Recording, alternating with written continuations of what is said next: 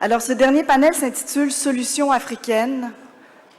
On remarquera le pluriel pour mobiliser l'innovation et l'agilité continentale. Les panels précédents ont mis la table pour ce panel de conclusion.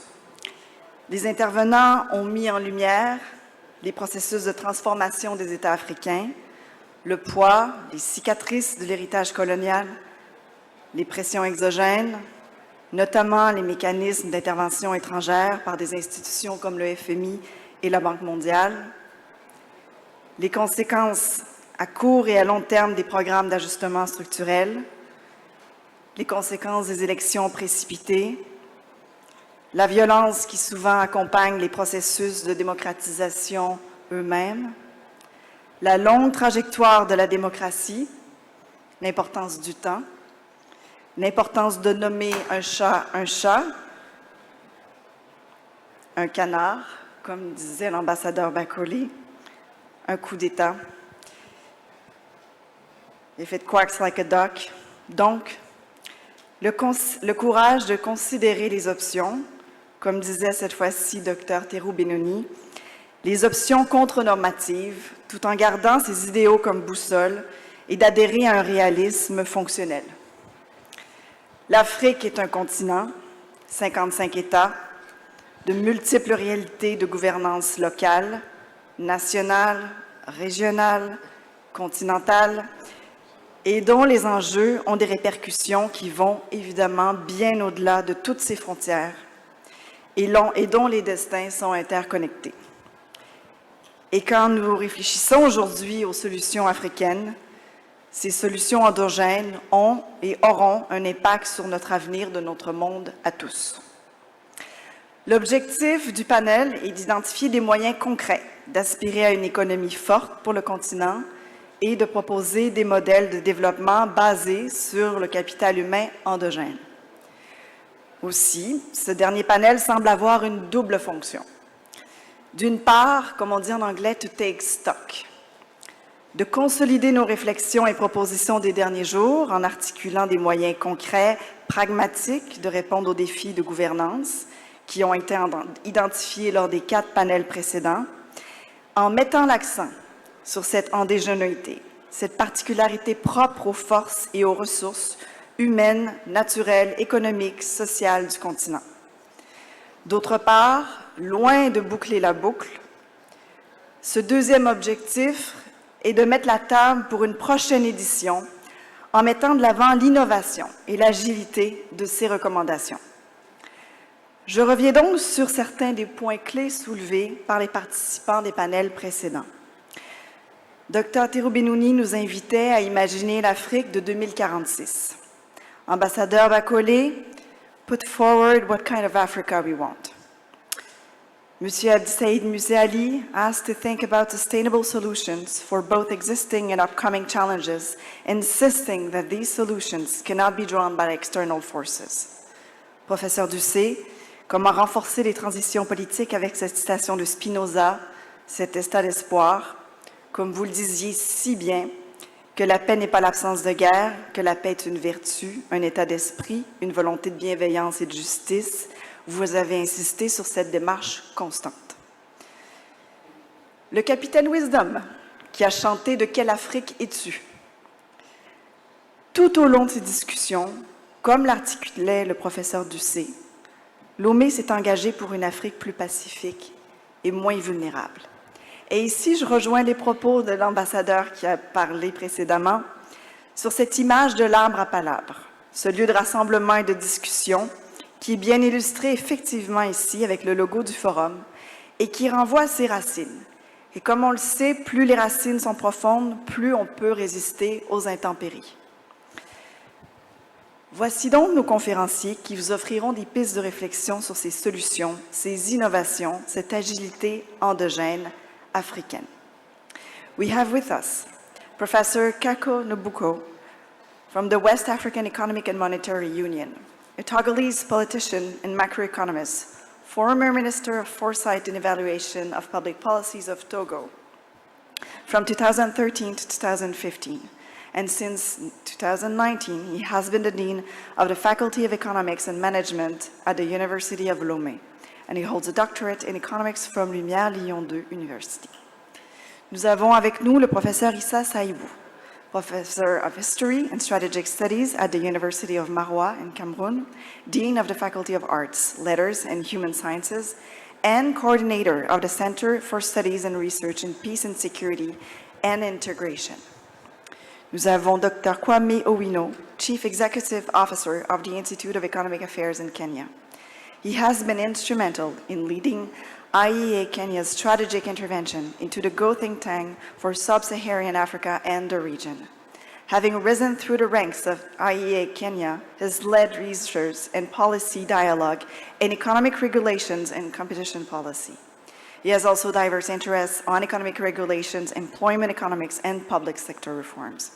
And he undertakes and undersees research in IEA Kenya's key policy areas on public expenditures and revenue analysis, international trade, economic regulation, devolution, and the Year of Future methodologies to inform public affairs in Kenya. Nous avons également le Dr. Graham Simpson. Graham Simpson is the principal representative of Interpeace and Senior Peacebuilding Advisor at Interpeace, a global peacebuilding organization headquartered in Geneva and working in multiple conflict and immediate post-conflict zones around the world. Previously, Dr. Simpson held the positions of Interpeace Director of Policy and Learning and then Director of Interpeace USA. In 2016, he was appointed by the UN Secretary General as the independent lead author on the UN Security Council mandated progress study on youth, peace, and security. He's also an adjunct lecturer in law at Columbia University School of Law in New York City. Graham Simpson was appointed as a visiting professor at the African Leadership Center at King's College. He has a LLB and an MA in history from the University of Witwatersrand, South Africa. He was the co-founder and executive director of the Center for the Study of Violence and Reconciliation in Johannesburg in South Africa. And during his time, he also served as civilian advisor to the Minister of Safety and Security in the first Mandela cabinet, and in that capacity was one of the primary authors of the South African National Crime Prevention Strategy. And we have Mrs. Ellen Tine, former member of this parliament and former interim president of the former Regional Council of the Senegal. Graduate of the School of Librarians, Archivists, and Documentalists at the Sheikh Anta Diop University in Dakar. She's also an independent social development consultant. Je vais donc passer la parole à nos éminents conférenciers qui sauront ainsi nous permettre de mieux saisir la complexité des défis et l'importance des solutions et des initiatives novatrices en soutien à une vision panafricaine du renforcement de la paix, de la sécurité et du développement. Chacun aura environ 8 à 10 minutes, plus 8 que 10. Et puis j'ouvrirai à la salle. Et je fais un appel tout spécial aux jeunes de continuer de se manifester et de poser des questions. Nous allons donc commencer avec notre premier conférencier.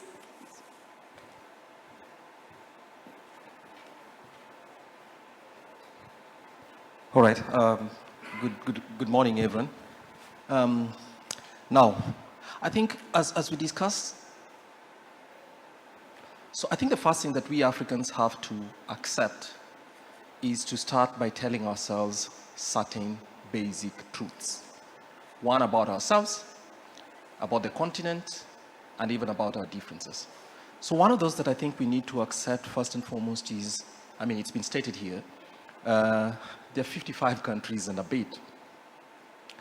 The easy conglomeration of Africans into a single point to say this is Africa, I think in itself exploded this morning when we had eloquent statements from Niger, and we had eloquent statements from Mali telling us that, look, the perspectives are different, even if some of the objectives that we seek are the same. I mean, you're trying to cover for sovereignty, we're trying to provide safety of people, and so the idea itself, in my view, that we're going to have 55 countries agreeing on everything is one of the things we have to dispel. It's a myth. It's been a convenient one for the purposes of journalistic reporting, that when we talk about Africa, it is possible. I know there are certain people who believe that because they wish to be the spokespersons for the continent. We have to accept that diversity is out. The second point is, if you believe anthropologists, I think this is the continent in which humanity first developed and then went to other continents. Went into other places of the world.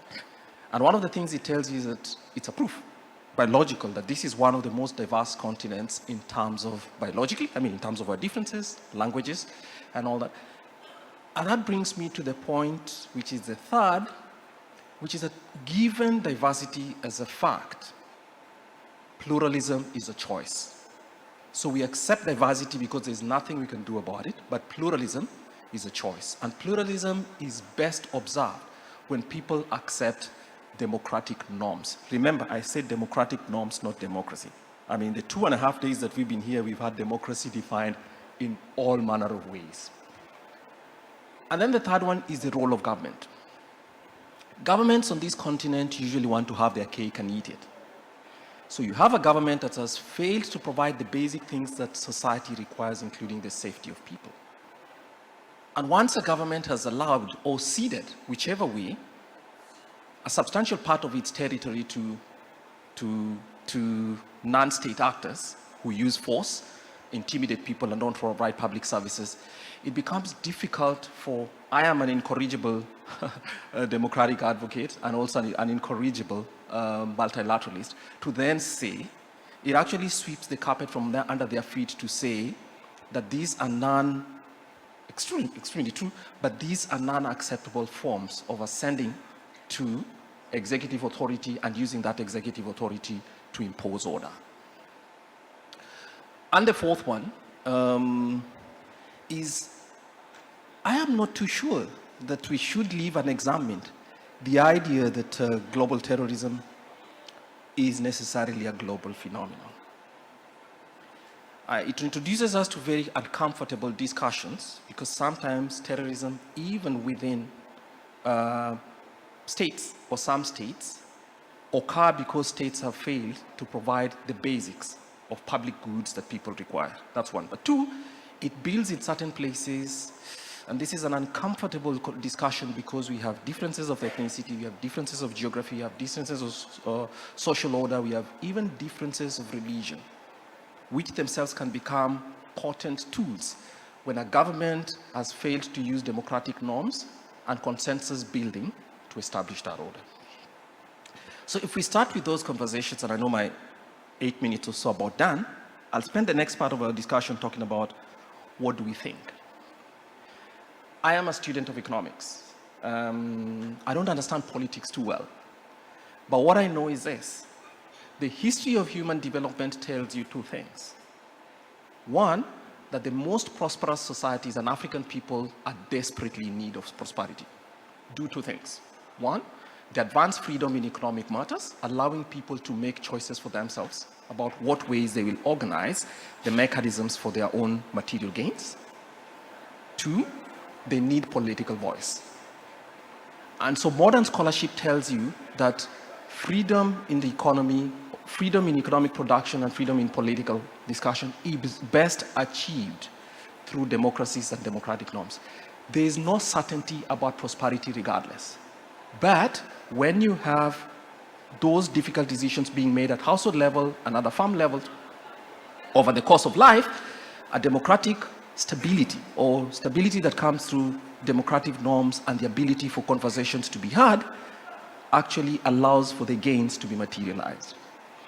And that prosperity is never a question of magic. And that's why I think when African youth applaud, out of their frustration, non-constitutional mechanisms of power change, it worries me because it appears as if we think that there's a hack, in the sense that there's a shortcut to modern prosperity.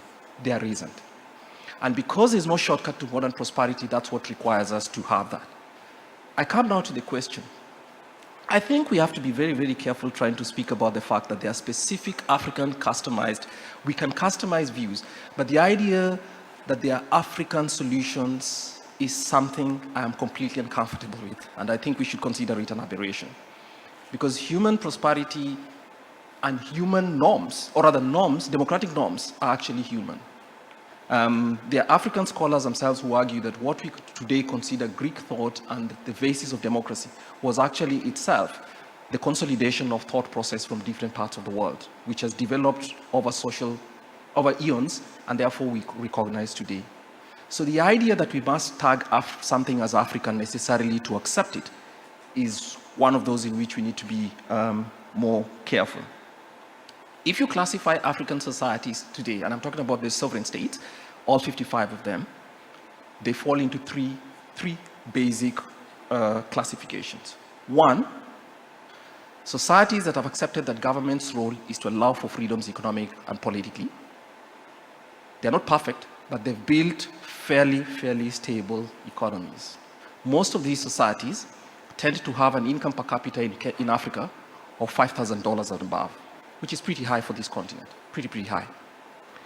Remember that the average income in our continent in 2022, the latest year for which I have figures, is $1,600. Global average is $15,000. So the African is living at 12% of what the global average is. We have work to do. And sometimes positive outliers give us the good examples that we need to choose and to copy from. So let's not force is it the other way, right? Let's not force square pegs into round holes. I think what we need to ask ourselves is what works. And when it works, regardless of where it is, we need to. The only time in which I have respect for the idea of of African voices is when solutions are being discussed about this continent. And I think the foreign minister for Mali said this very well in the last session. You cannot be shaved you cannot have your hair shaved when you're not in the room. So yes, as these conversations are had, that's fine. But I think we have to stop being ethnocentric and stop being, the idea of ethnic epistemology, where knowledge only works because it is African and developed by African or professed by an African, I think harms us. So what are the innovations that I think the AU, for instance, could consider?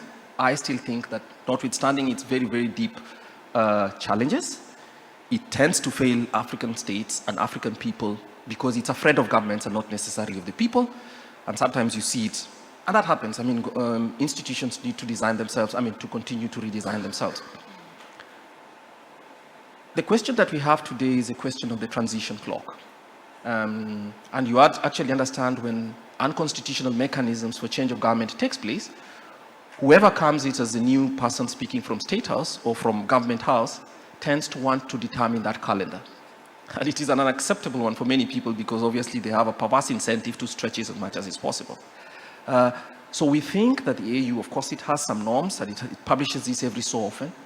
It is insufficient to simply say that this timetable doesn't fit us. So if we can develop a form of a transition clock with milestones, which a global, a conversation could be had around what are the milestones and what are some of the triggers that suggest that, then we talk about trying to bring back that time. So that's one. So a transition clock is something the AU should work on. The second one is the African continent is vast, and while we have small and big countries everywhere, if you look at the problem of the Sahel, I am persuaded that part of that might have to do with the fact that these are large countries with very large spaces. Maybe government capacity was not sufficient, and that's allowed for the growth or the export of some ideology that has actually undermined the operations of government. So it's both a cause and a drive of government and a performance. I think that sometimes the AU specifically and organizations at the regional levels tend to pussyfoot on the question of terrorism. I remember this because in 2002, Kenya suffered a terrorist attack. And some of the vibes that you saw from from conversations were related to the fact that many people thought that Kenya, the state of Kenya, was different from other African societies because it was far too close and comfortably close to the state of Israel. And I looked at us and said, fine, sovereignty allows the government to make its own nuanced rules. But the idea that this was just the only cause obviously has been proved wrong. And as we see it now, I think a far bigger and perhaps a conversation, or rather, a kind of observatory for terrorist activity on the African continent and what its triggers might be would be an important assignment for the AU to take on itself, issuing reports such as what we had today.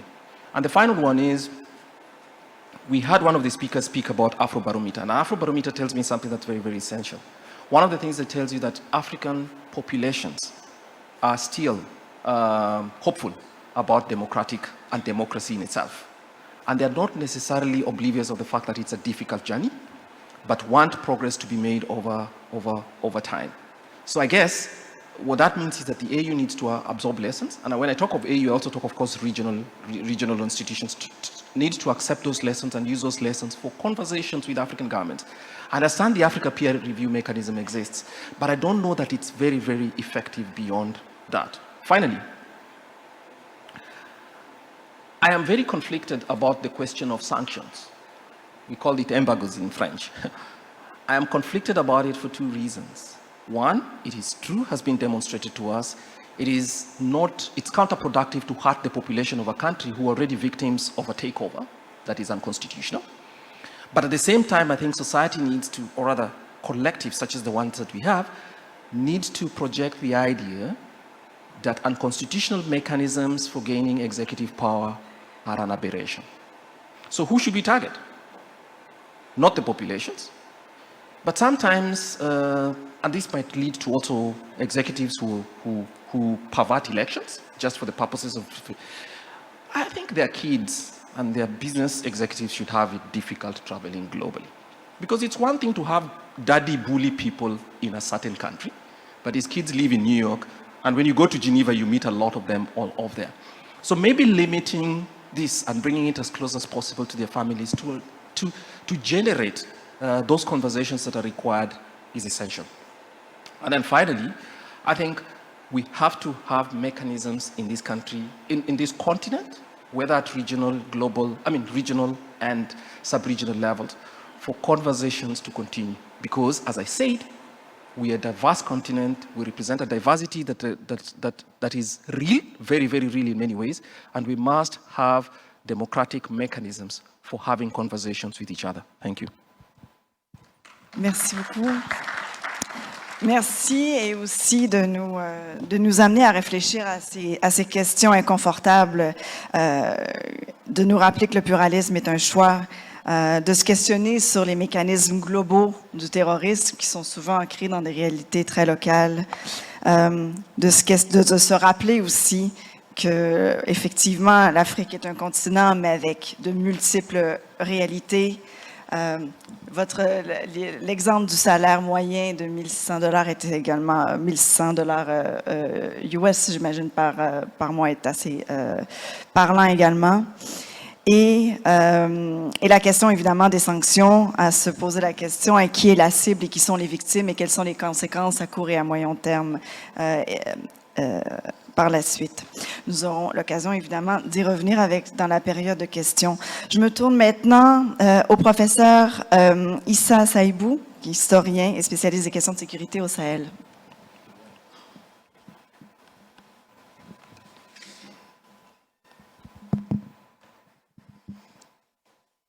Bien, Excellence, Monsieur le ministre des Affaires étrangères du Togo, je voudrais tout d'abord vous dire merci pour cette opportunité d'échanger dans l'un des forums les plus francs que je constate depuis que l'hydre insécuritaire s'est emparé de notre continent et que dans sa transformation, elle est devenue aujourd'hui la problématique centrale de nos efforts de développement et de nos efforts de stabilité. Il y a 15 ans de cela, en 2008, j'ai eu l'occasion de participer à un forum similaire à Bamako, organisé par l'Organisation internationale de la francophonie, le Forum pour la Fondation de Bamako et le département des affaires politiques des Nations Unies. Et il m'a été donné l'occasion après un exposé du président Amadou Toumani Touré et du ministre Robert Dossou, de poser la question de savoir s'il était plus aisé de démocratiser un pays pauvre qu'un pays qui a des ressources. Et ma présentation par la suite qui a porté sur les coups d'État démocratiques m'a valu ce que j'appellerais des oukases de la part de la presse malienne, parce que ça paraissait hérétique à un moment où les vertus démocratiques étaient célébrées et que même à la limite la rente démocratique était mise en exergue, qu'on posait une question qui manifestement paraissait sortir justement du cadre. D'un coup d'État démocratique à un coup d'État sécuritaire, 15 ans après, au Mali, nous sommes revenus dans la même problématique et dans le même questionnement. Car en fait, de quoi est-ce qu'il s'agit? Au moment où nos États s'ouvrent à la démocratisation, trois constats. Premièrement, une gouvernance sélective qui a entraîné la sédimentation des conflits. Sédimentation dans la mesure où nos pratiques politiques ayant été essentiellement focalisées sur la gestion plutôt que sur la résolution des conflits, ont eu pour conséquence d'agréger les différends, de telle sorte que sur 20 ans, 30 ans, 40 ans, des conflits non résolus ou mal résolus se sont entassés, ont sointé les uns sur les autres, ont transformé chacun des conflits et complexifié le processus de leur résolution. Deuxièmement, la saturation des fragilités. Les mêmes peuples, les mêmes groupes humains qui sont confrontés à une diversité de crises cycliques qui ont disrompu complètement les processus de stabilité économique. Crise sécuritaire, crise économique, crise climatique, mobilité forcée, qui ont fait en sorte qu'en un même individu, on se retrouve avec une diversité de facteurs différents. Et troisièmement, la métastase des zones grises. Au moment où s'ouvrent nos pays à la démocratisation, nombre d'espaces du continent africain étaient littéralement devenus des supermarchés de l'illicite. Supermarchés de l'illicite dans la mesure où ce sont des zones qui sont peu gouvernées parce que l'État est parfois représenté, mais il n'est pas véritablement présent, parce que la capacité de l'État à assurer le suivi, la capacité de l'État à fournir les services sociaux de base était fortement limitée. Il s'agit en particulier des zones frontalières, lesquelles zones frontalières sont devenues des espaces de prospérité des groupes armés, des groupes téméraires. Et par conséquent, quand s'ouvre l'Afrique à la démocratisation, nous sommes en présence d'une démocratisation qui était, selon le principe de la paix démocratique, perçue comme le meilleur itinéraire pour amener la transparence, le meilleur itinéraire pour amener la prospérité, le meilleur itinéraire pour amener la stabilité. Mais qu'est-ce que nous avons eu? Nous avons eu des démocratisations belliqueuses, belligènes et criminogènes. Belliqueuses dans la mesure où la plupart de ces démocratisations se sont déroulées dans des circonstances particulièrement violentes. Deuxièmement, parce qu'elles ont produit de nouvelles conflictualités. Et troisièmement, parce qu'elles ont démocratisé la violence, démocratisé l'accès aux vecteurs de la guerre, démocratisé, favorisé l'émergence des groupes criminels. À côté de cela, nous avons vu naître un phénomène assez dirément qui aujourd'hui constitue la matrice véritable de l'instabilité et donc des difficultés économiques auxquelles les zones frontalières sont confrontées, ce que j'appellerais les violences génératrices de revenus. Elles sont de deux catégories. La première, la logique des mécènes. Une logique qui consiste en la production de la peur pour la rentabilisation du désordre. Et ceci est d'autant plus possible que les logiques communautaires ont été convoquées, la peur de l'autre a été convoquée, la criminalisation de la différence, la criminalisation de l'altérité a été convoquée. Et nous nous retrouvons dans des circonstances où, au nom en réalité de la défense de l'ethnie, au nom de la défense des intérêts particuliers, des mécènes se sont retrouvés en posture de contrôle des espaces de production, en posture d'entretien de ces espaces de production véritablement du désordre pour le rentabiliser. Deuxièmement, il y a la logique des exécutants. Ces exécutants sont tous ceux-là qui, dans le processus de ce que j'appellerais l'économie de l'audace, ont mis sur la balance ce qu'ils avaient de plus précieux, à savoir leur vie, et se sont fait accompagner par ce que j'appellerais les déflatés des guerres africaines, c'est-à-dire tous ceux-là qui, à travers des processus DDR qui ont globalement eu des résultats mitigés, pour ne pas dire qui ont échoué, ont jeté sur la route des professionnels de la gâchette une main-d'œuvre qualifiée qui s'est mise à vendre ses services ça et là, indépendamment des pays. Par conséquent, il s'est développé dans la plupart de nos zones frontalières ce que j'appellerais le travail criminel, le métier de bandit.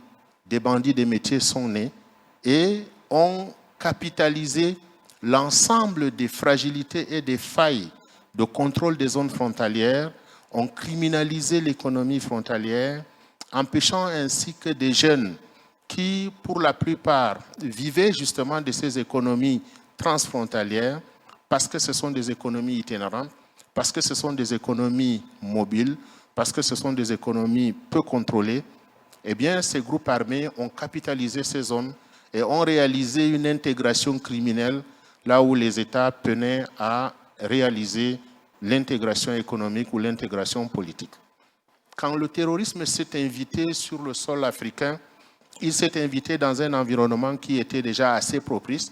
Et s'il s'est installé dans les zones frontalières, c'est essentiellement parce qu'il y avait des circonstances favorables, faible présence de l'État, économie transfrontalière prospère, une jeunesse plus ou moins désœuvrée, des vecteurs de la violence, notamment une circulation, un accès facile aux armes et plus amplement la possibilité de s'autofinancer.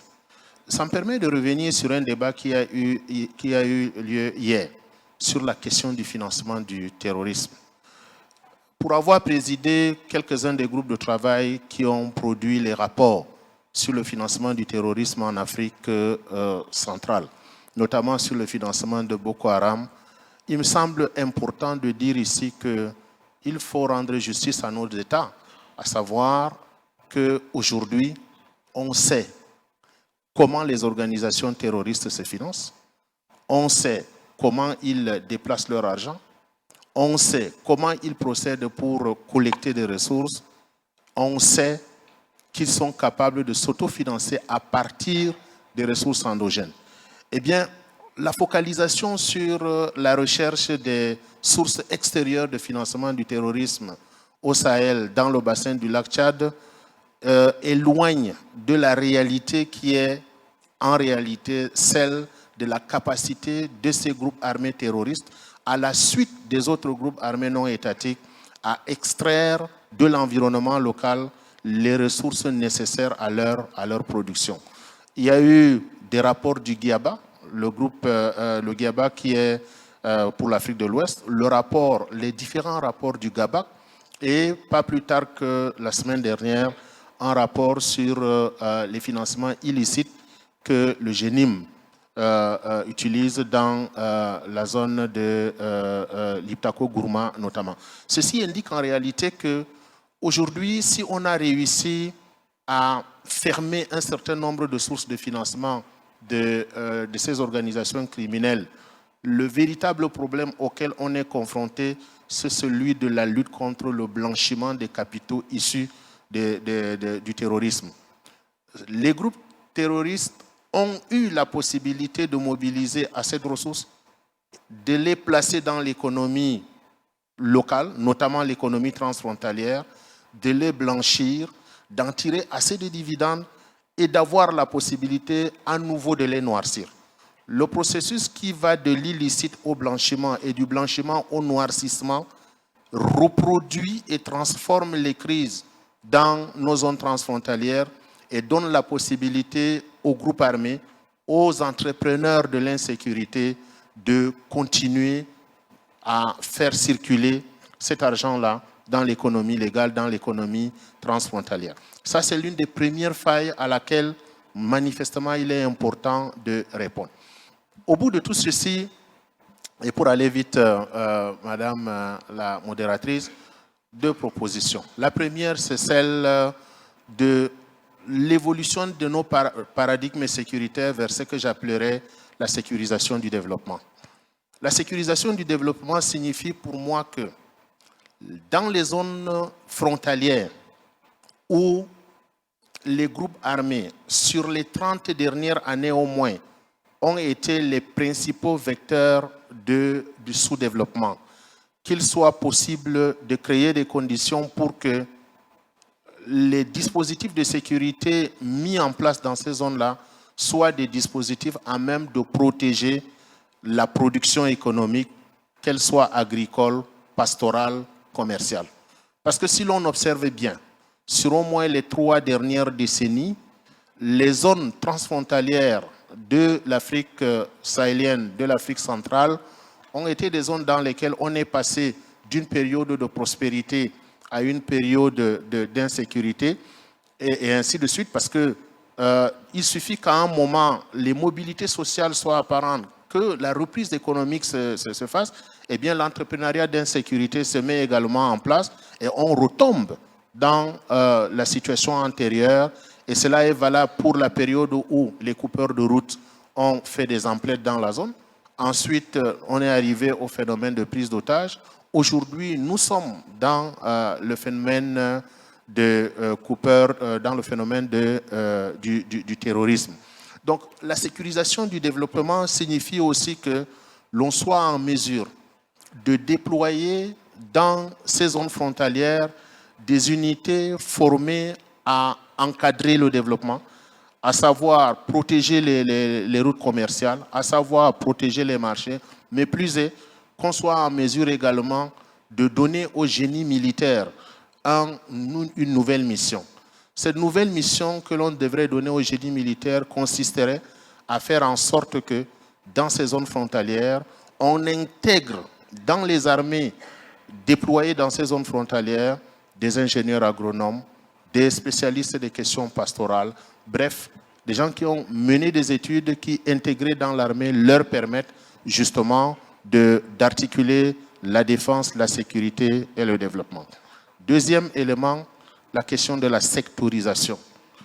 Nous avons dit ce matin encore que nos organisations régionales, à l'origine formatées pour encadrer le développement économique et social, se sont réorientées pour des raisons évidentes vers des préoccupations stratégiques. Or, il est important, à mon sens, que le monde rural puisse être porté dans nos débats et dans nos discussions, et ceci en mettant en place des facilités qui permettent la rencontre sectorielle des producteurs. Cette rencontre sectorielle des producteurs peut concerner des producteurs dans le domaine pastoral. La communauté économique du bétail, de la viande et des ressources halieutiques, par exemple, que nous avons dans la zone SEMAC, aurait été un bon cadre pour être en même temps un cadre de production, un cadre de développement dans ce secteur, mais également un cadre de prévention de conflits liés notamment aux conflits agro-pastoraux, liés au financement du terrorisme par les groupes armés terroristes tels que Boko Haram. On aurait pu également créer une organisation des agrumes. On aurait pu créer, peut-être pas une organisation, mais des cadres où des producteurs de céréales peuvent se rencontrer. Et en ce moment-là, le monde rural serait effectivement intégré, impliqué. Je sors par 2 ou 3 préoccupations. La première préoccupation est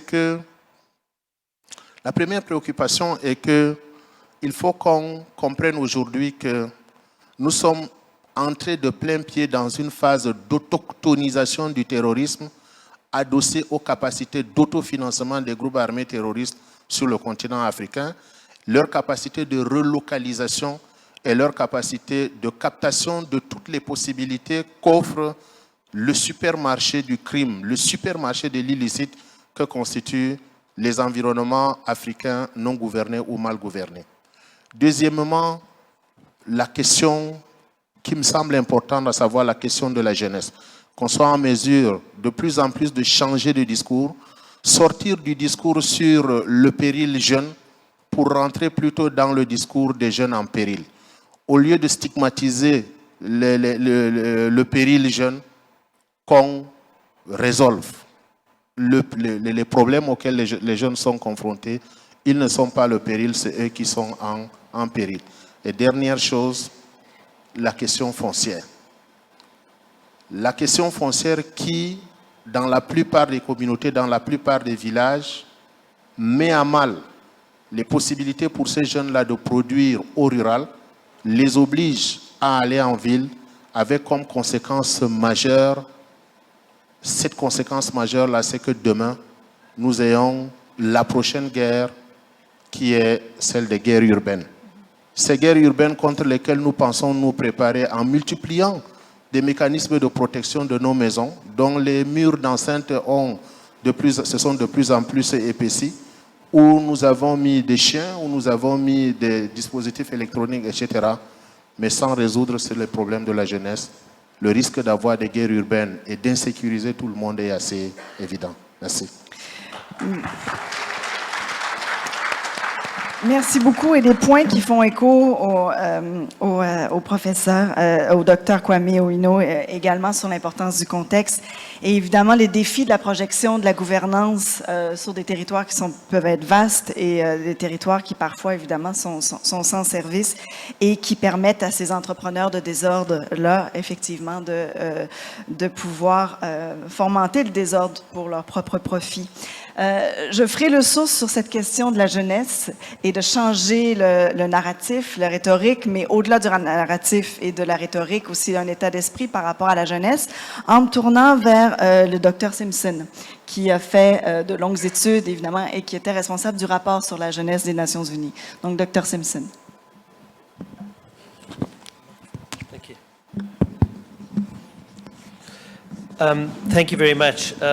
I'd like to just add my gratitude to the government of Togo for this kind invitation, this opportunity, especially to Foreign Minister Professor Dusi, who I've seen sitting here and listening throughout this, and the commitment to the listening exercise, which is at the heart of this process, I think is extremely important and underestimated, and your time and your commitment and your attention is incredibly valuable.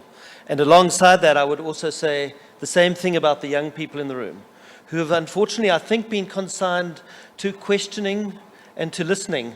And I would like to say in the future, let's make sure that they occupy these panels so that we don't continue to make the mistake of speaking on behalf of young people, articulating what we believe they want, from all sides of the vibrant debates that have happened in this room. We need to recognize their agency, their leadership, as well as their voice. I want to say I'm sort of thrilled to actually be able to duck all of the complex, controversial issues that have been on the table for the last 2 days and just focus on some of the innovations, agility, opportunities for investment in resilience that is offered up by Africa, that is often not unique to Africa, but that sometimes is.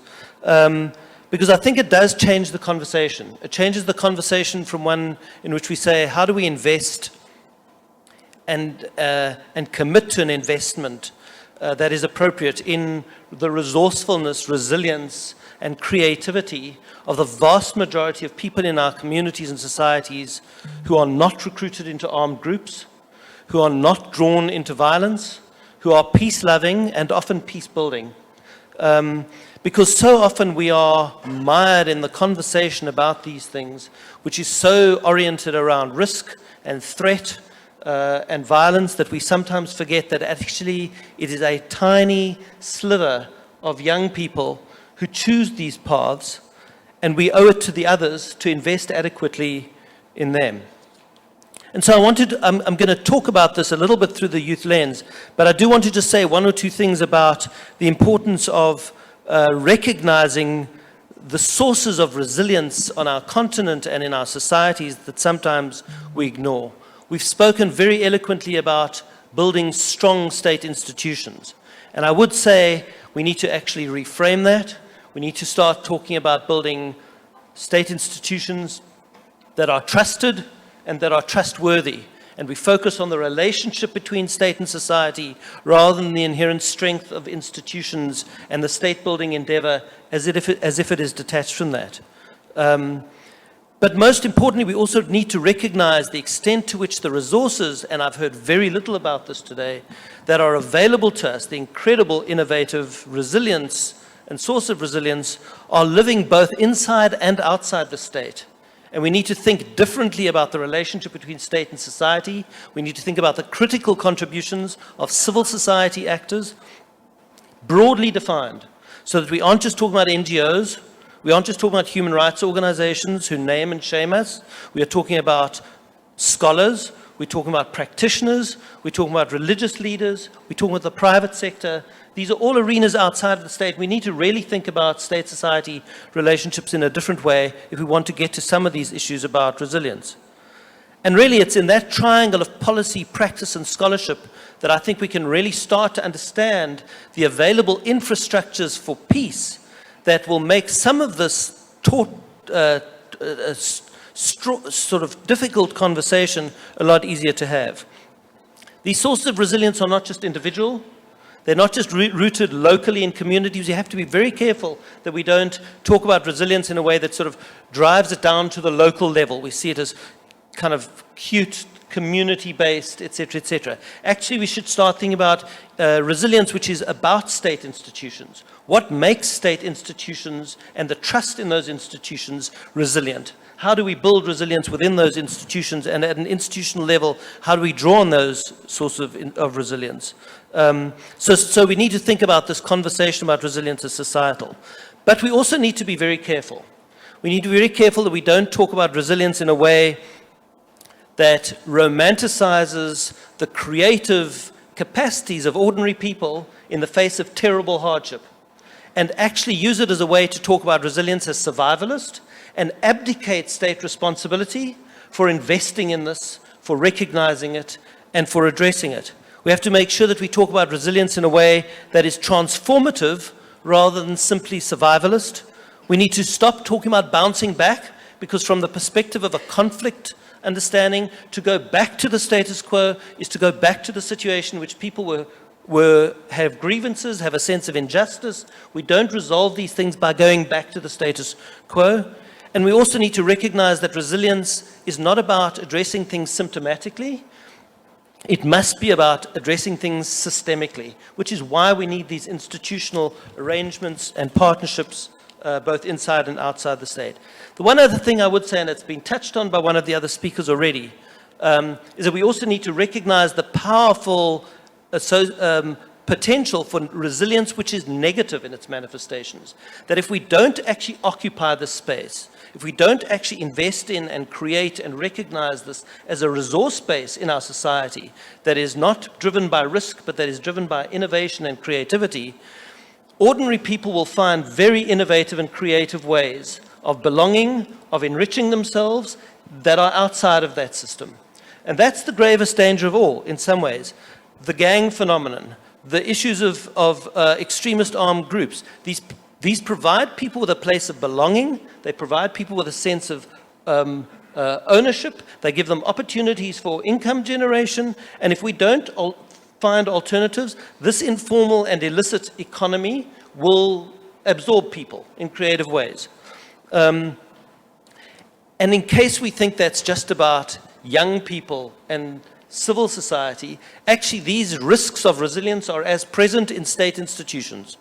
That we need to recognize, for example, corruption is an extremely resilient thing. When it is baked into the sinews of the state, transformation at the top ends of who runs the state does not necessarily address resilient, corrupt systems. And we need to be very careful of a thin notion of transition which fails to recognize that.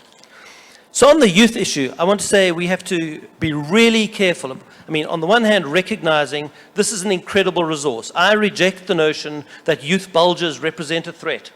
I actually think we need to start talking about the youth dividend and the attribute of a peace dividend that is embedded in young peace-loving people on the continent.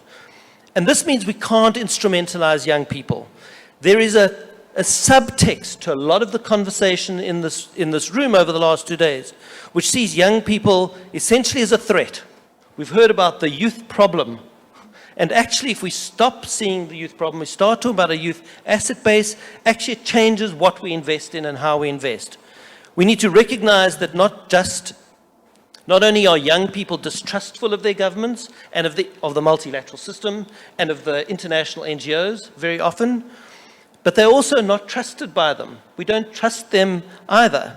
And that there is also, on the part of young people, in the injustice and the frustration, and nothing speaks more loudly to this than the climate justice conversation, there is legitimate mistrust of their governments and of the adult communities in which they live. Young people, when we did the progress study, and this was 280 focus groups across 44 countries and 30 country case studies. This is not just in Africa, it was global. They were very articulate about talking about the violence of exclusion. They gave us clear indications. We can't address their needs just by giving them a political voice. They also distrust economic systems that exclude them and marginalize them. They demand educational opportunities.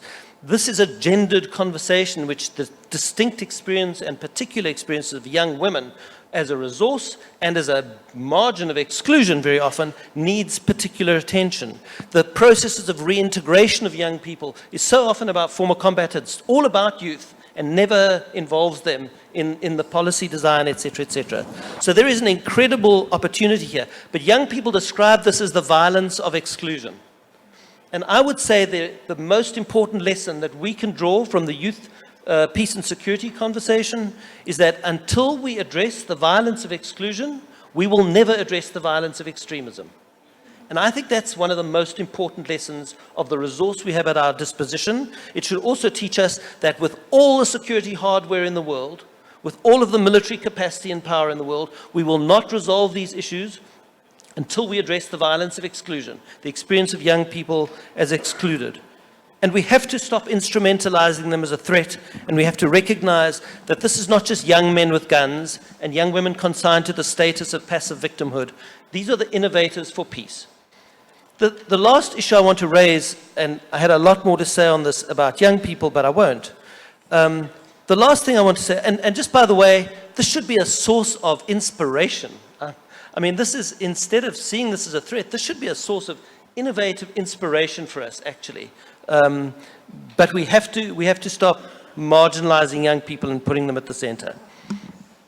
The one issue that has really I've been really struck by has been the kind of conversation about justice and human rights that has happened in this, and this is a slightly separate issue. But when we talk about what are the resources and creative opportunities here, I've really been struck by this, because I think that there is a conversation that really needs to shift to look at some of the innovative capacity on the African continent, and again, not unique to Africa, but distinctive, in this field of justice, because we've heard from Commissioner Bankole that impunity is no longer in fashion. We've heard from the justice on the human rights, African human rights and people's rights environment, that there can be no trust in society, between state and society, in the absence of justice and the rule of law. But there's also an incredible opportunity to rethink justice as prevention, to not just think about justice as retrospective accountability, but to think about undertaking to address the lived experiences of injustice of ordinary people. Then this stops becoming about justice institutions and criminal accountability and starts to become about social justice and economic justice and climate justice and gender justice, and these are very creative opportunities for us. Not least because there is a very rich African tradition embedded in creative AU policy on transitional justice that I think changes the way we think about this. That offers us the opportunity to think about both judicial and non-judicial means of repairing the damage done in conflict or preventing future violations and future victimhood. I think that this is a powerful victim and people-centered approach. I think that the transitional justice approaches offer unique opportunities to integrate state system delivery of services and traditional and indigenous and customary systems in very powerful, although we need to be very careful not to romanticize those either and recognize they too sometimes exclude women and young people. And lastly, I think what it does is it gives us a set of mechanisms for thinking about accountability, not just by reference to individual violations, but by reference to institutions that enable violence and conflict, or that alternatively become the guardians of constitutional arrangements to avoid that. There is incredible practice on the African continent around this: Kenya, Sierra Leone, South Africa, Uganda, Morocco, Tunisia, Gambia, Liberia. There is a rich transitional justice practice. We aren't accessing it in this conversation. It may help us deal a little bit with the discourse around conflict and violence that is too narrowly oriented around retributive justice. And the last thing I want to say on this, and it's a resource that I think we have unique access to in Africa, is that embedded in this there is also a very important resource in the ways that we think about healing and mental health and psychosocial services. And the mental health and psychosocial services, not as an exclusive practice that is professionalized, but as a resource that is rich in this country, that has been tested in Rwanda, that has been tried in South Africa. It's not uncomplicated, but these are resources that I think in these conversations we aren't accessing enough, and they should be a source of opportunity and inspiration. Thank you so much. Alors effectivement, beaucoup d'inspiration dans ce que vous dites, and the importance of trust, of course, and resilience, and transformative, restorative trust as well, that empowers creativity to create systems that reward innovations, inclusion, diversity as well. And this question of course, you insisted on the violence of exclusion and this importance of transformation and transition. And we see this whole a theme of progress and metamorphosis that can create new space as well. That is a common theme. I will now turn to Professor Kako Nubuko, please. Merci. Merci beaucoup. Je voudrais tout d'abord remercier mon frère, le ministre Robert Ducé, pour son leadership et de nous donner l'occasion, encore une fois, de réfléchir ensemble sur les voies de l'émergence africaine. Moi, je me suis demandé ce que les économistes faisaient dans ce forum et au fond, je me suis dit que c'est peut-être une hypothèse marxiste qui a conduit Robert et ses amis à nous inviter. Vous savez, Karl Marx disait, au fond, les conditions matérielles de notre existence déterminent notre conscience. Et donc, au fond, une des questions qu'on pourrait se poser, c'est le degré de corrélation ou de congruence qui existe entre nos systèmes politiques et nos systèmes économiques. Et ce sur quoi je vais conclure, au fond, c'est dire qu'à la fois nos systèmes politiques et nos systèmes économiques sont drivés par des contraintes qui sont externes à l'Afrique, au fond. C'est-à-dire que la contrainte externe, sur les 60 dernières années, a dominé la contrainte interne. Et donc, je vais dire deux séries de choses, rappeler les trois temps de cette pensée du développement, et ensuite, en termes de solutions, dire les 5 points que nous retrouvons de manière récurrente chez les émergents, chez ceux qui, apparemment, en tout cas, prennent le chemin de l'émergence. Et je conclurai sur trois points.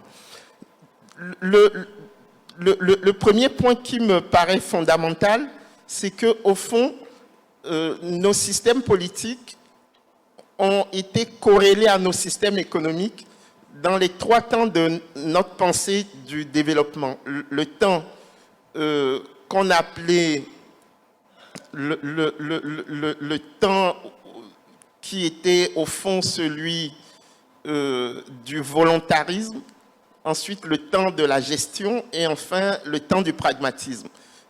Le temps du volontarisme, c'est les années 60-70, les indépendances. Okay.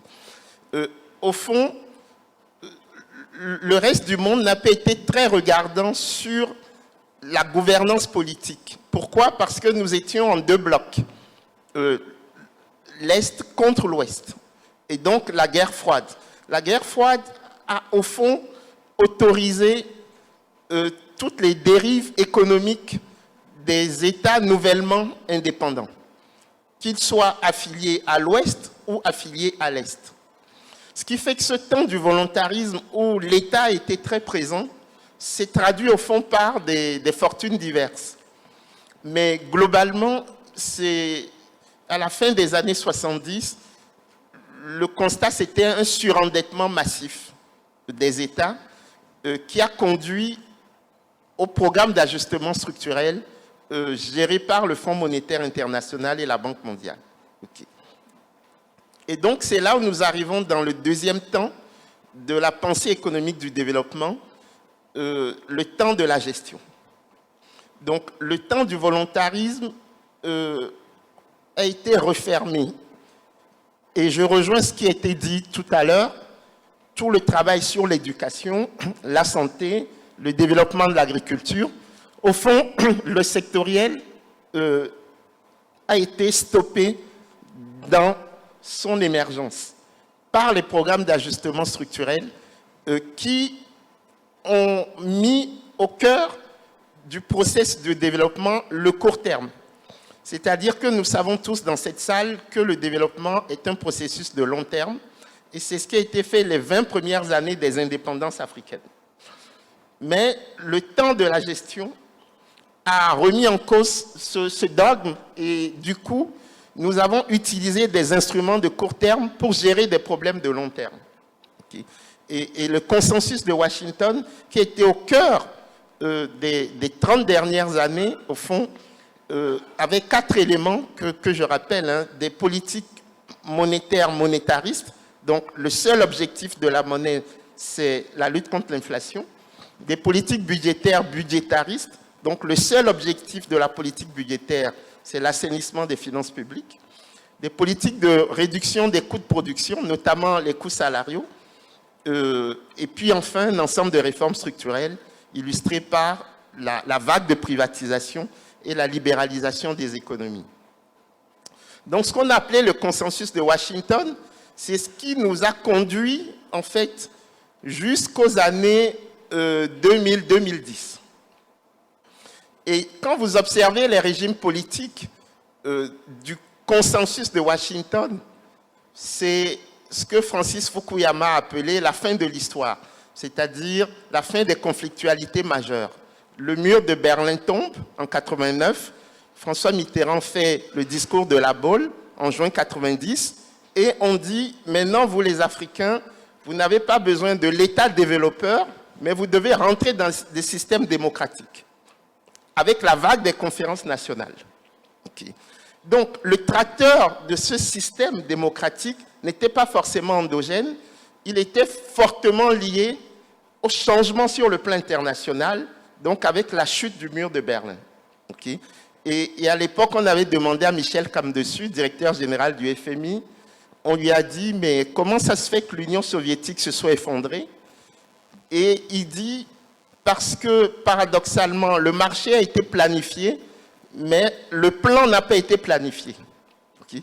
Et donc, au fond, on s'est retrouvé dans une dualité, système politique, système économique, avec un néolibéralisme qui n'était pas en phase avec les étapes de notre développement.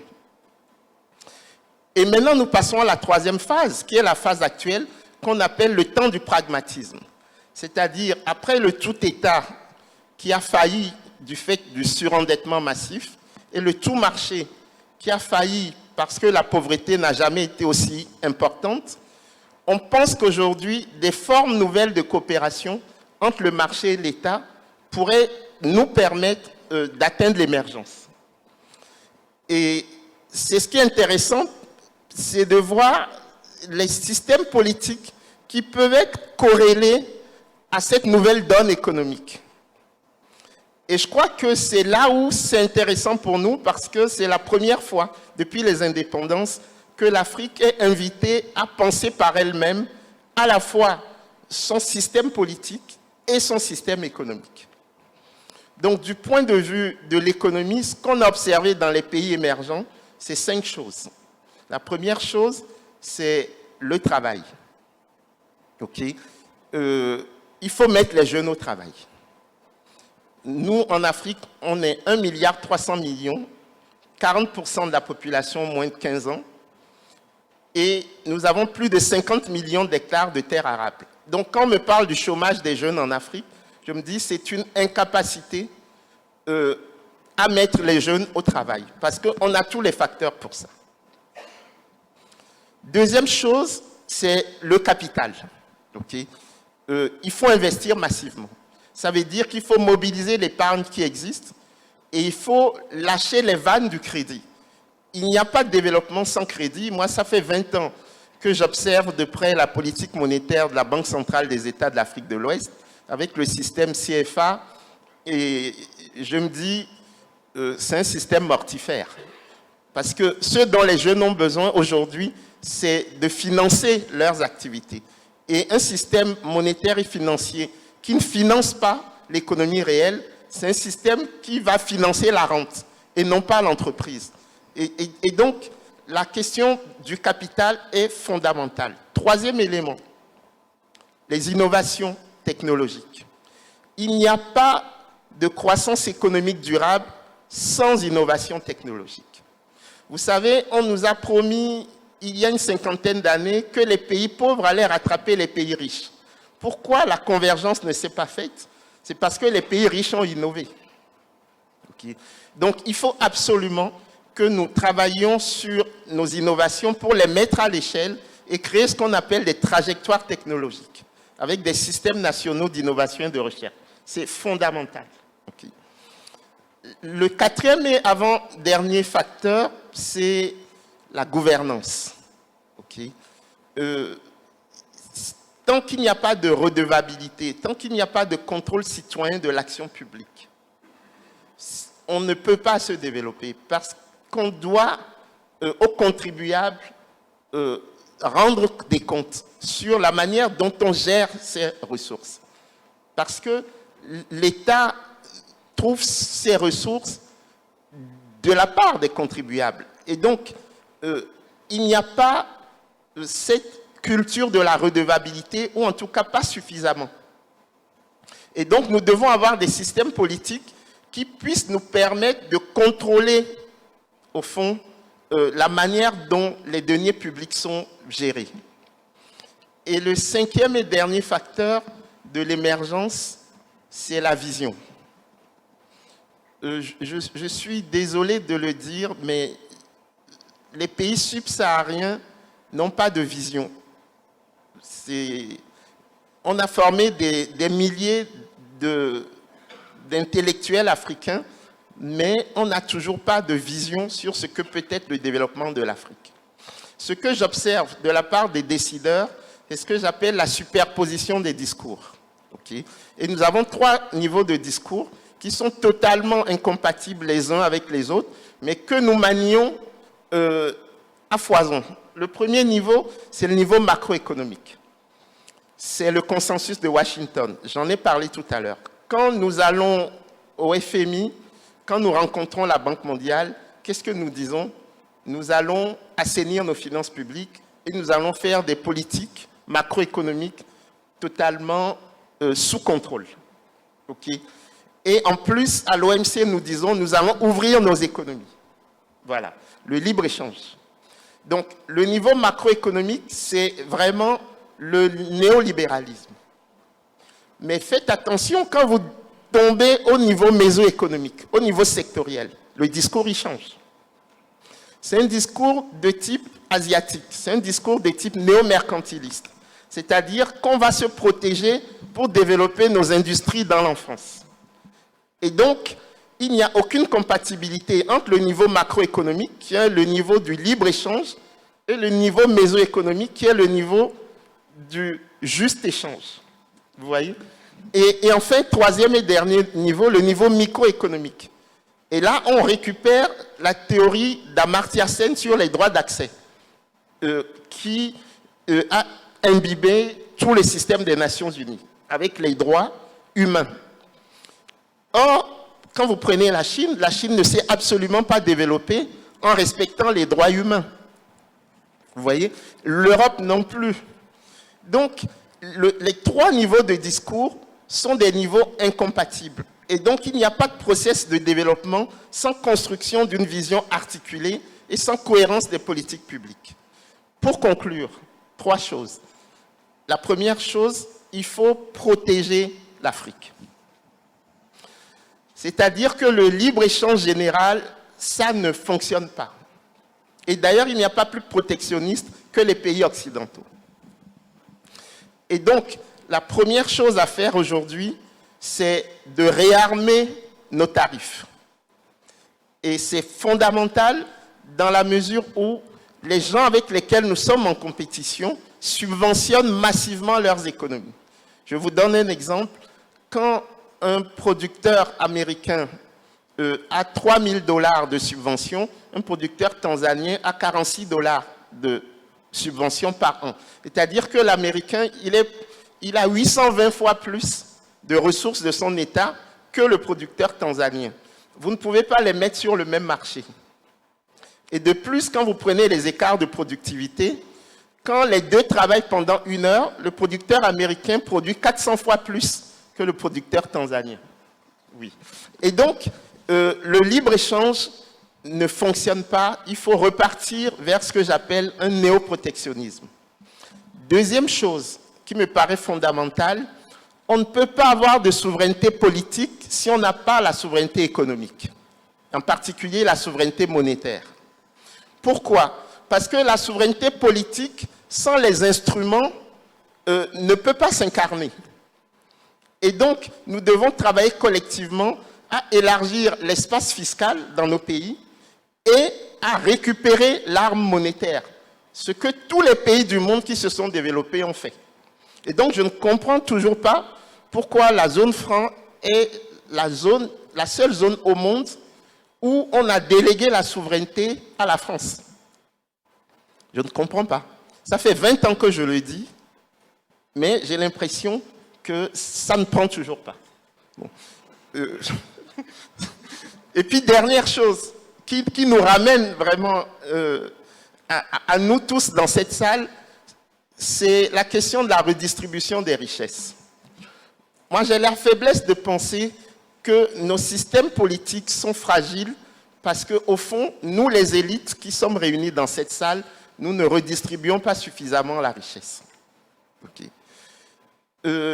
On ne peut pas avoir un contrat social qui puisse permettre la prospérité partagée avec les niveaux d'inégalité qui existent dans nos pays. Et vous savez, l'Afrique est le continent le plus inégalitaire au monde parce qu'on a un niveau d'inégalité interpays aussi élevé qu'en Asie, mais on a en plus un niveau d'inégalité intra-pays aussi élevé qu'en Amérique latine, où vous avez les paysans de sans terre qui cohabitent avec les latifundias. Donc, chers amis, et je m'arrêterai là, tant que nous n'allons pas redistribuer de manière équitable la richesse produite, tous nos systèmes, qu'ils soient politiques ou économiques, seront fragiles. Merci. Merci beaucoup.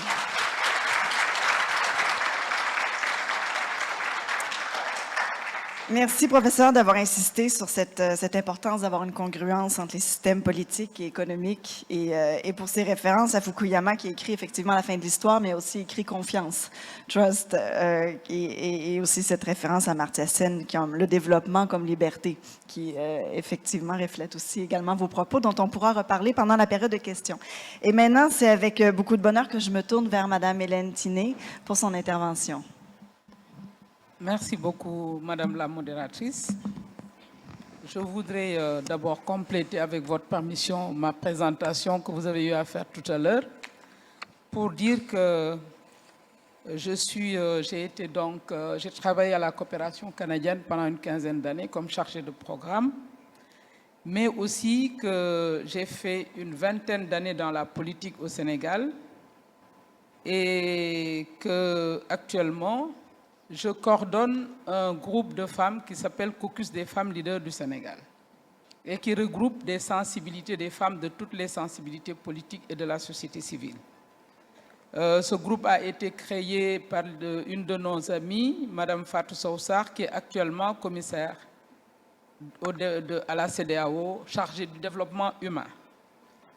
Je voulais surtout saluer toutes les autorités ici présentes et surtout remercier le gouvernement togolais. Monsieur le ministre, nous vous adressons nos vifs remerciements pour nous avoir donné cette opportunité de séjourner dans votre pays, mais aussi cette belle initiative pour échanger sur des questions aussi pertinentes. Je voudrais aussi féliciter et remercier Abi Saïd et M. Paterne Bombo qui nous ont accompagnés, ainsi que mon frère Klaus qui nous a aidés dans la préparation de cet atelier, de notre participation à ce forum du moins. En fait, je constate que je suis la dernière panéliste après toutes ces éminentes personnalités qui se sont succédées sur cette tribune depuis 2 jours. Ce n'est pas évident, mais je pense que c'est un bon présage. Pourquoi?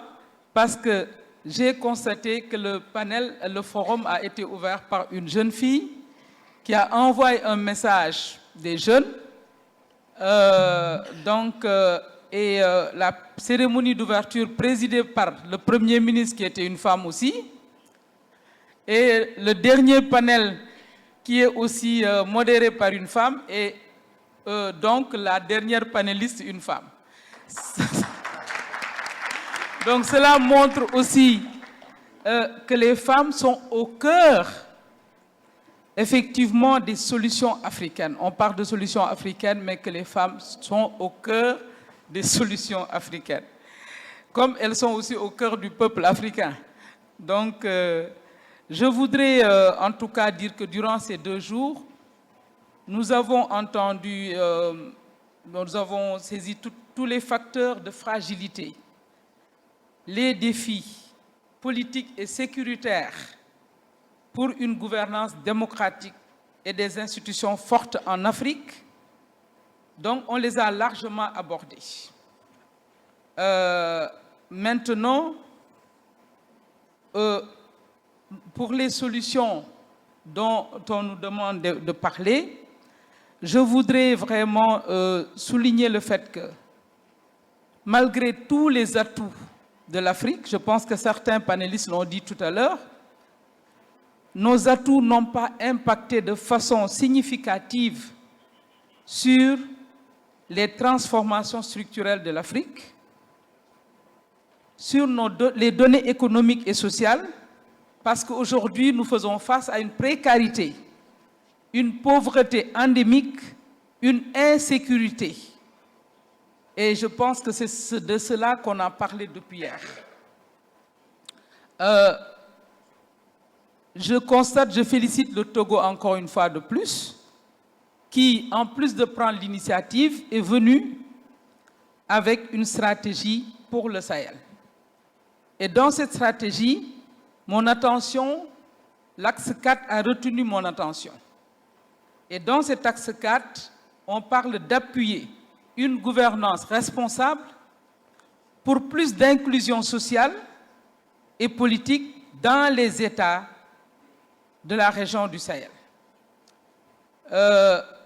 j'ai insisté sur l'inclusion, mais aussi, dans cette stratégie, on parle de mettre fin aux logiques de dépendance, et j'ajouterai qu'il nous faut retrouver toutes nos souverainetés.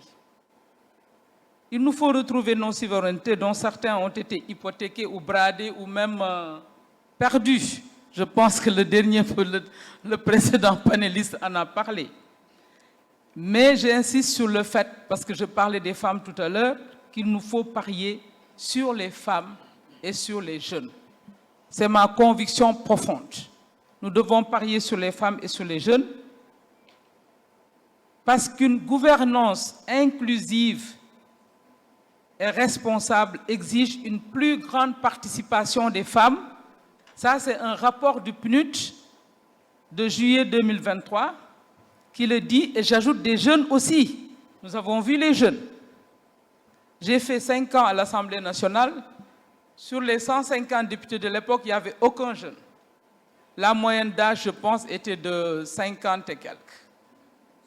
Ça veut dire que nous légiférons pour près de 77% de nos populations que constitue la jeunesse en leur absence. Et c'est pourquoi je dis que pour avoir une gouvernance inclusive, il faut une plus grande participation des jeunes et des femmes. On reconnaît aux femmes africaines un rôle important dans les contextes de crise, compte tenu de leurs compétences dans les activités communautaires, dans la cohésion sociale et dans le règlement des conflits. Donc nous sommes dans le domaine sécuritaire. Et les femmes y jouent un rôle important en Afrique. Ce rapport du PNUD dit aussi que des niveaux plus élevés de participation des femmes, donc de participation politique des femmes, on associe un faible risque de guerre civile, une probabilité réduite de violence politique perpétrée par des acteurs étatiques ou politiques le plus souvent, mais aussi une gouvernance réactive et transparente qui contribue à briser les stéréotypes et changer les normes sociales. C'est pourquoi c'est important, en tout cas nous pensons, et beaucoup de panélistes l'ont dit, le dernier panel, beaucoup ont insisté sur le fait qu'il faille intégrer, en tout cas prendre en compte cette dimension-là. Nous constatons aussi qu'à l'approche de 2030, qui constitue le délai d'application des ODD, donc à l'approche de 2030, nous n'avons pas atteint le niveau pour la participation des femmes. Donc, on risque de ne pas l'atteindre de toute façon. Et pourtant, les instruments existent, parce que nous avons le protocole de Maputo, qui est la donc, charte additionnelle pour les droits des femmes en Afrique, dont nous célébrons les 20 ans aujourd'hui et dont l'article 9 insiste sur la participation politique des femmes. Nous avons les instruments, nous avons les ODD, mais le constat est que d'après l'Afrobaromètre, parce que quelqu'un parlait tout à l'heure d'un Afrobaromètre sur les questions de genre, je dois dire qu'il y a déjà, en tout cas, un Afrobaromètre, le premier, sur la participation politique des femmes en Afrique, qui est sorti en 2021, qui disait que les femmes ne représentaient que 24% des 12 113 parlementaires africains. 24% seulement. Les jeunes, nous sommes presque quasi absents, comme je le disais tout à l'heure.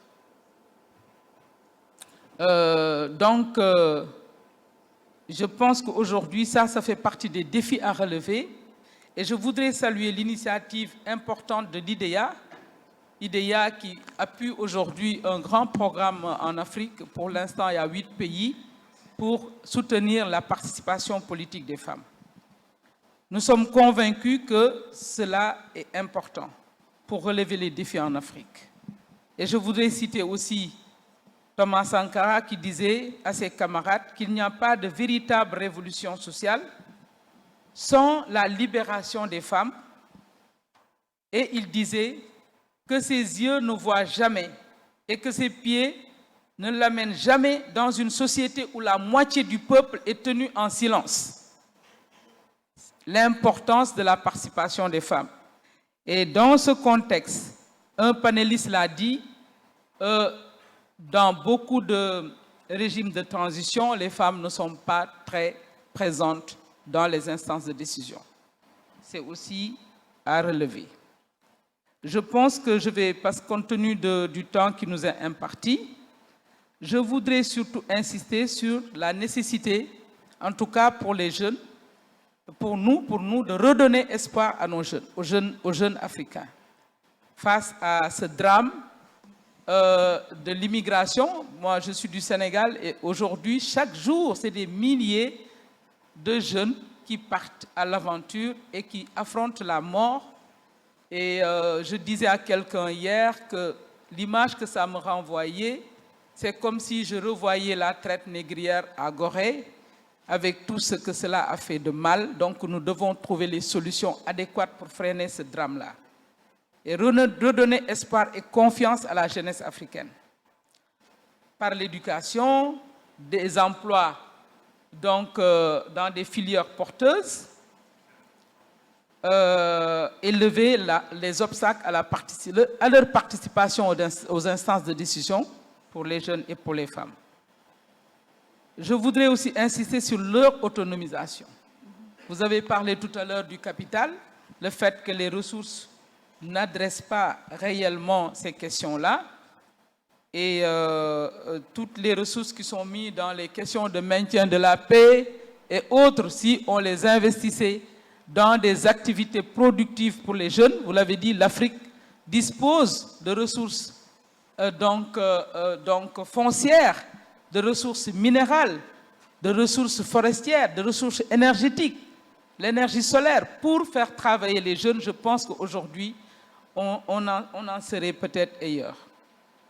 Je voudrais insister sur les questions liées à la technologie, vous l'avez dit aussi tout à l'heure.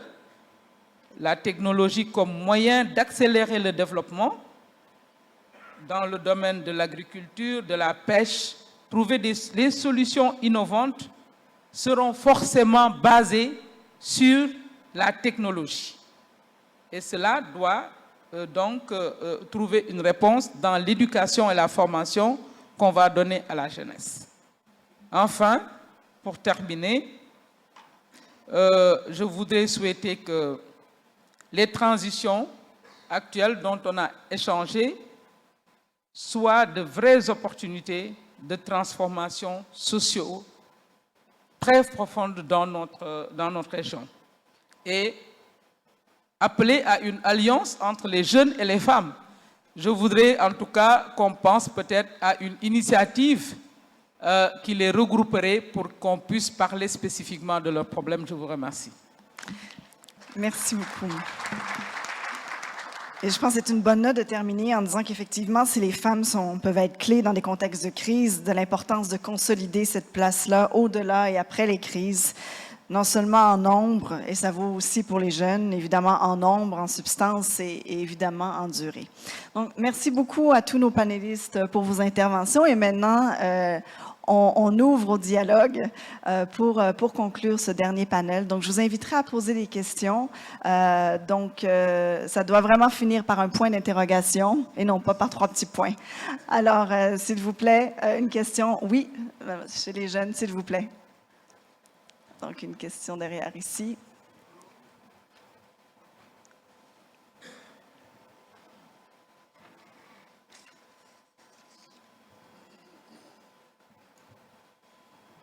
Allô?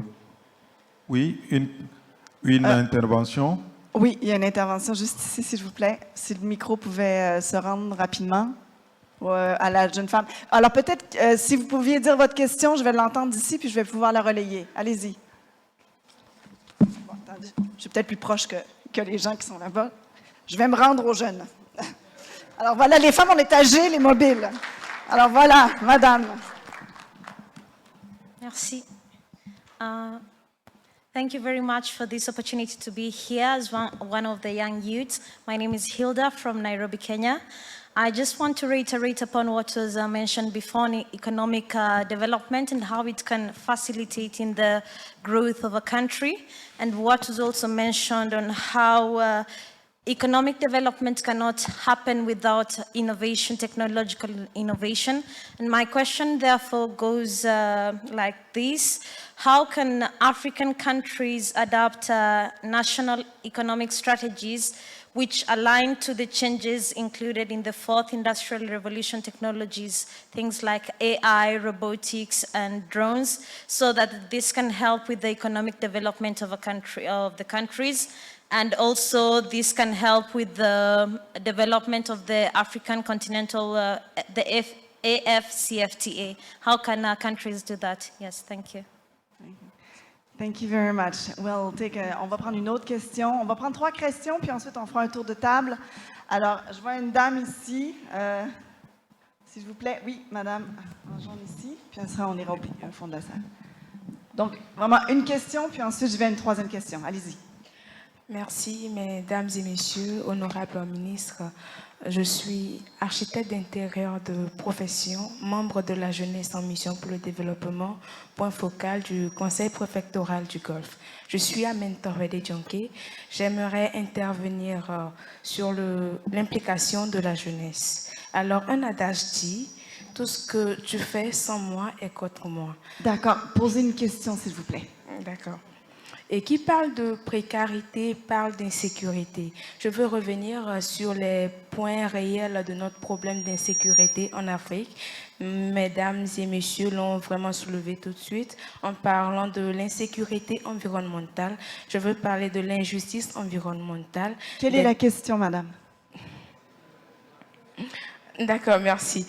Je voudrais plutôt ajouter ma contribution. Non, on est aux questions. Tournez votre phrase en question et puis je vous laisse parler. D'accord. Est-ce qu'il ne serait pas bien d'amener les jeunes à s'intéresser aux activités sur les plans où on pourrait financer? Je veux parler du domaine agroalimentaire, je veux parler du domaine environnemental, je veux parler sur d'autres domaines également, mais parlant de l'inclusion sur le plan social, je veux parler également de l'AS4.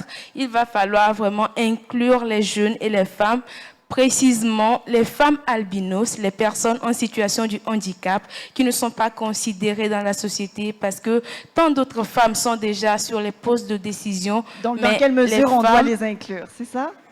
Il va falloir maintenant redescendre les discussions dans les communautés à la base, parce que là, quelles sont ces personnes qui ne sont pas ici? Merci beaucoup. Merci, madame. Merci pour la question. Donc, la question de l'inclusion et dans quelle mesure on peut inclure des groupes qui sont exclus dans des politiques régionales. Merci. Je vais prendre une question derrière, parce que l'égalité des genres, c'est les hommes et les femmes, c'est les deux. Donc, on va prendre une question, monsieur au bout, avec le veston. Là, bon, allez-y. Merci, moi c'est... Mais une question, hein? Une question, oui. Professeur Ouedraogo, Université Thomas Sankara, Burkina Faso. Alors la question que je pose, c'est comment développer le sens de l'intérêt général en Afrique. Parce que hier, on a parlé de leadership. Je suis bien content d'avoir entendu la Attention, je ne perds pas de vue le point d'interrogation. De l'intervention de monsieur le professeur Nabucco.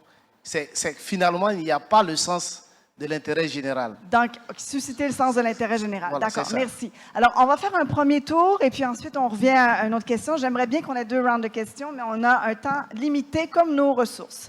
Alors, voilà, qui aimerait intervenir sur les questions? All right. Let me start with the question about the preparation for 4IR, right, the Fourth Industrial Revolution. And I'll mix that again with the final question, which is basically about common interest. And my view is this: we have to be respectful of sovereignty. And sovereignty allows for national governments having conversation with the people who have elected or who have appointed them to have conversations about how they wish to apply these tools of development these tools of development in ways that support their national objectives.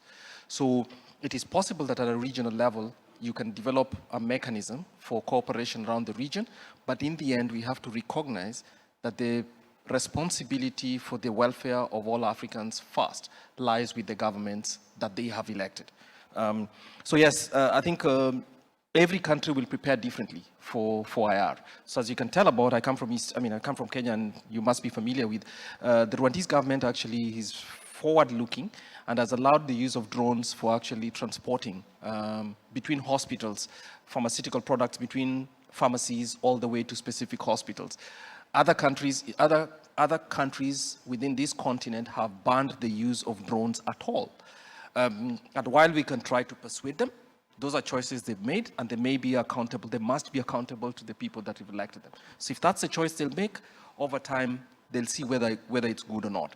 A final point, which is related to a point that was made here. I disagree with the idea that Africans want big government.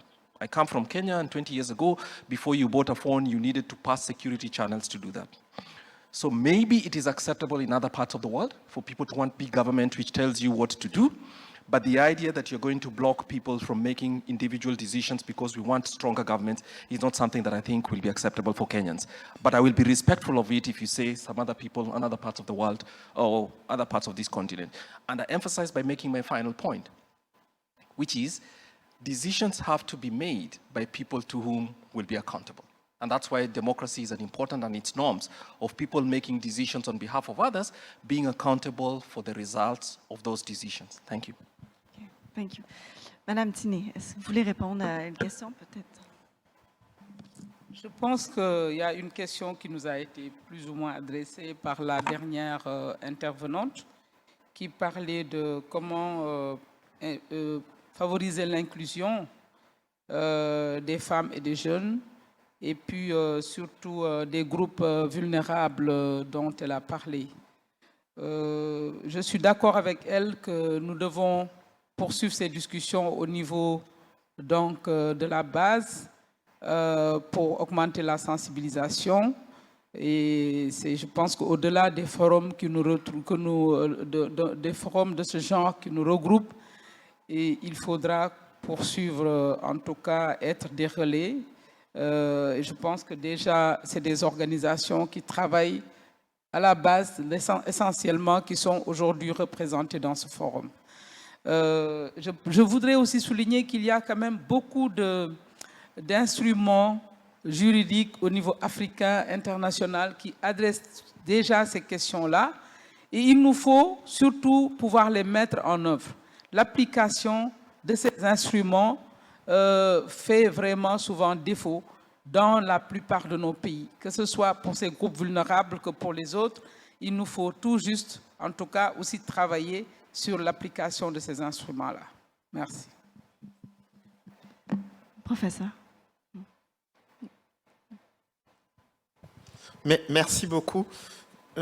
Pour notre ami du Kenya, il y avait deux questions. La première, c'était sur les innovations. Je crois qu'il faut vraiment insister sur ce qu'on appelle les innovations frugales, c'est-à-dire des innovations qui sont réalisées à la base. Là, l'enjeu, c'est comment on les fait passer à l'échelle. Donc, d'où l'importance vraiment des collectivités locales et d'un système national d'innovation et de recherche. On observe qu'il y a beaucoup d'innovations en Afrique qui sont perdues parce qu'on n'a pas de mécanisme de mise à l'échelle. Et c'est souvent le reste du monde qui vient breveter même nos plantes médicinales et autres. Et donc, il y a un vrai enjeu de souveraineté là également sur la technologie, avec la coopération. Je crois que les institutions supranationales pourraient prendre à bras le corps cette question de protection et des innovations. La deuxième question qu'elle a posée, c'est sur la zone de libre-échange continentale africaine. Là, je crois qu'il y a deux dimensions. La première dimension, c'est vraiment le contenu local. C'est-à-dire qu'il ne faut pas que la zone de libre-échange continentale soit le cheval de Troie des multinationales occidentales ou autres. Il faut vraiment que ce soit un marché qui permet aux entrepreneurs africains d'avoir une demande qu'ils vont pouvoir satisfaire. Donc il y a la question des règles d'origine, donc le contenu local, et puis il y a la question de la solidarité budgétaire pour faire du renforcement de capacité.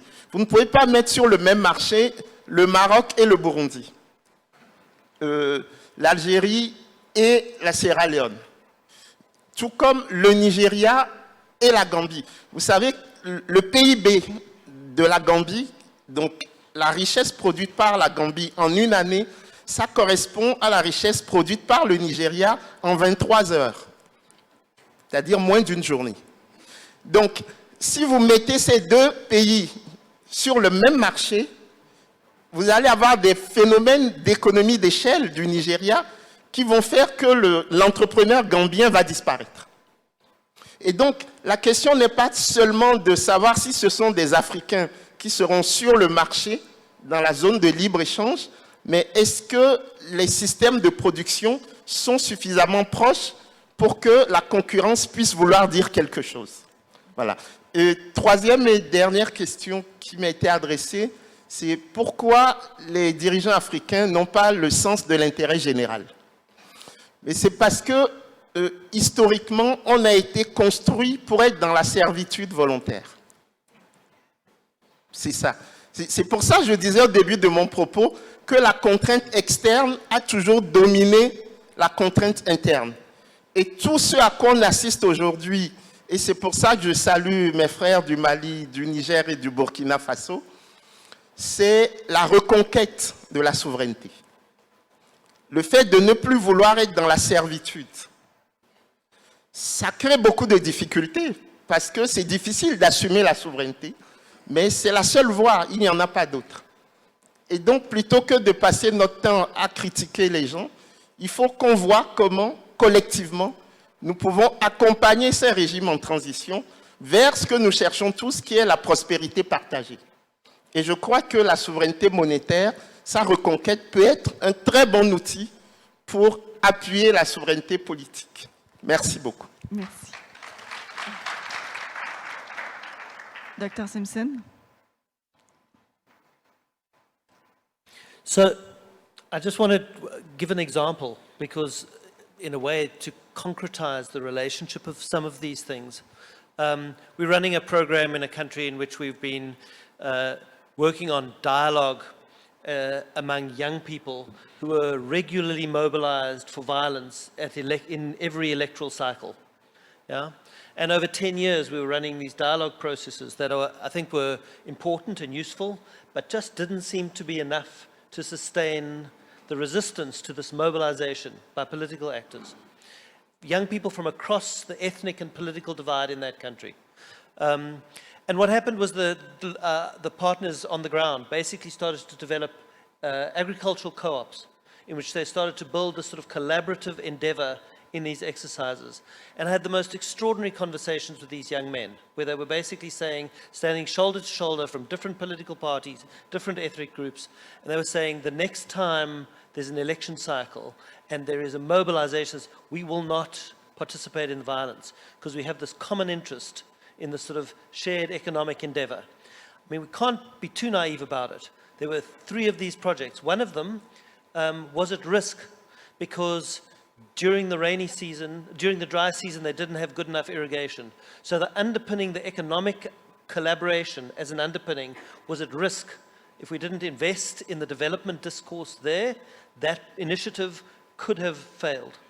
There was another one where they were extremely successful making honey, fish farming, but the political actors and the political parties in the context recognized this and wanted to take ownership of this. And so the battleground became very politicized. So in this instance, there was a political risk to this initiative. And then there was the third one, which was immune to both, because it was reinvesting the resources it was making, it was developmentally sound, and it was reinvesting in the young people in that community, in building resources in the environment, etc. And it's really important for me because this isn't young people talking about working across the development conflict nexus. They're just doing it, and they're navigating it in most interesting, innovative and resourceful ways? Because it's such a last statement of hope, and I did say that it would be a second round of questions, and I'm sure that Professor Ducé can guarantee it in the next edition of the Lomé for next year. So we will end here. Thank you so much for your intervention. Merci beaucoup à tous les conférenciers pour vos interventions. Merci beaucoup.